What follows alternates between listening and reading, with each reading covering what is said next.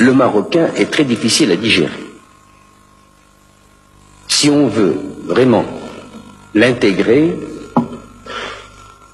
vous intégrerez peut-être facilement la première génération, mais la deuxième et troisième seront difficiles à digérer, car les cellules marocaines, les gènes, l'hérédité, tout cela jouera.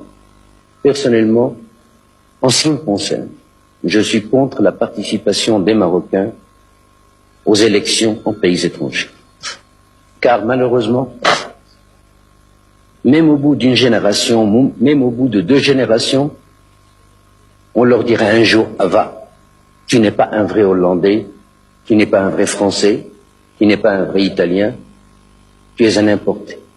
On le leur rappellera un jour ou l'autre. Et à mon avis, pourquoi voulez-vous qu'un Marocain se mette vraiment au garde à vous, intérieurement et extérieurement, en écoutant l'hymne hollandais? Pourquoi lui demander,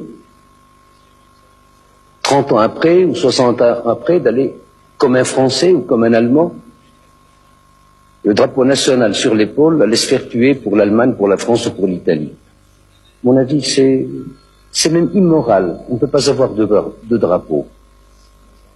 Car on ne peut pas oublier l'ancien et on n'a pas tout à fait acquis le nouveau. Il vaut mieux laisser chacun chez soi, mais prôner la fraternité humaine, l'égalité humaine, les droits de l'homme, ça oui. Mais l'intégration n'est bonne ni pour l'intégrer ni pour celui qui intègre. Est-ce que vous aimeriez qu'il soit intégré en France? Le principe même de l'intégration, est-ce que vous êtes pour ou est-ce que vous êtes contre? Je n'appellerais même pas cela l'intégration.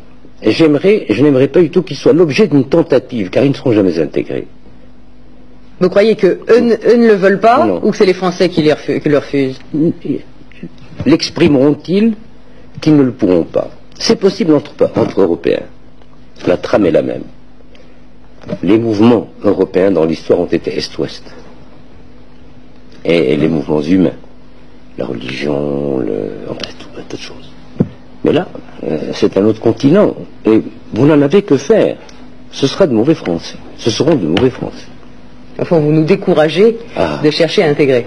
Je vous décourage en ce qui concerne les miens, les Marocains, d'essayer des détournements de nationalité, car ils ne seront jamais 100% français. Ça, je peux vous l'assurer.